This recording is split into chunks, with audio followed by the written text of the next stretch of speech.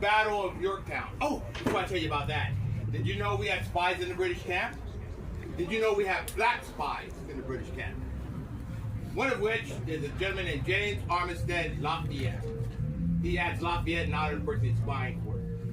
He and other spies will hear information. The British are going to Yorktown. The British are going to Yorktown. They will smuggle the information out of the camp. Tell General Washington. The British are going to Yorktown. You got it? Okay. Eventually, good spies here. Eventually, they would get to Washington. They would make plans. They're going to surround the British at Yorktown. But Cornwallis, the leader of the British forces, this man is no fool. He builds fortifications around the outskirts of the city. Why, you wonder? Why, indeed. You see, he doesn't want us to bring our heavy cannons close enough to bombard the city. We have to take out 2 of those fortifications before we can get close enough to use our heavy cannons. The first part of the battle doesn't go well. We attack a position, we get thrown back. We attack another position, we get thrown back. Finally, we start digging trenches towards Yorktown. Washington calls in one of his best regiments, the Rhode Island Regiment. They send in with their guns unloaded, bayonets fixed, and they would take their objective in 10 minutes. 10 minutes. That's how good soldiers these men are. The French would take out the other one. We'd bring up our heavy cannon. We'd commence with a bombardment of the city, which eventually would lead to the surrender of the British. This is where we would win the war. By the end of the war, 10 to 25% of Washington's army would be people of color. Now, you're probably sitting there thinking, well, Ned, that's fine and dandy, but what does that mean to me? That's a fair question. First of all, you got to realize General Washington does not win many battles. Out of 10 battles, guess how many he wins? 2 or 3. Now, you take away a quarter of his army. What do you think his chances of winning are now? Okay. Here's what it means to you. You who are here today, enjoying the freedom you're enjoying here today, are enjoying them in part because a lot of black people who went in the fight and died so that you might be free. Do you hear me? Yes. Do you hear me? Yes. You see, I think it's immoral when somebody pays the ultimate price with their lives only to be forgotten by those who's enjoying what that price bought. That's you. That's me. How'd you like to have somebody that you love dearly die for somebody else's freedom only to have them forgotten? My people were forgotten. Yes, I do feel very strongly about that.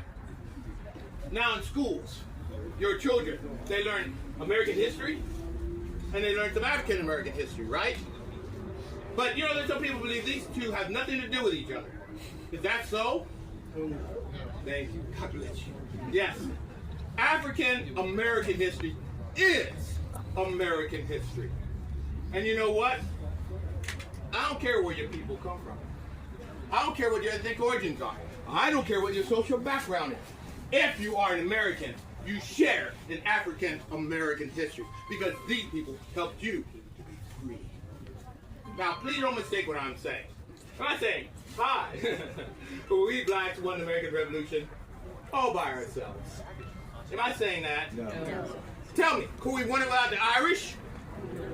Without the Germans? The French? The Spanish? The Scottish? The Polish? Do you hear what I'm saying? It took all of us coming together to win our independence. Now there's a man that comes down the pike.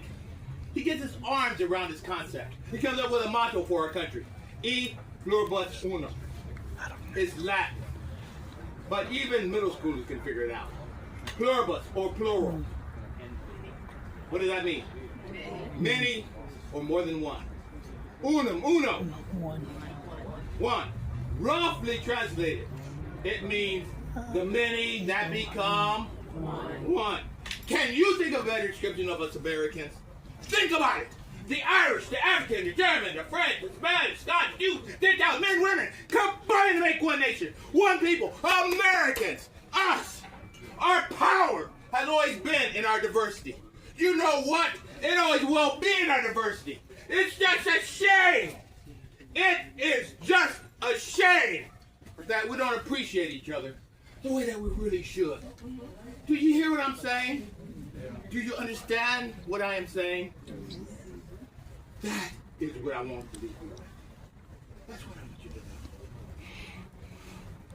I want to thank you for staying with me. He's a hard act to follow. You did so well. But I thank you so very much.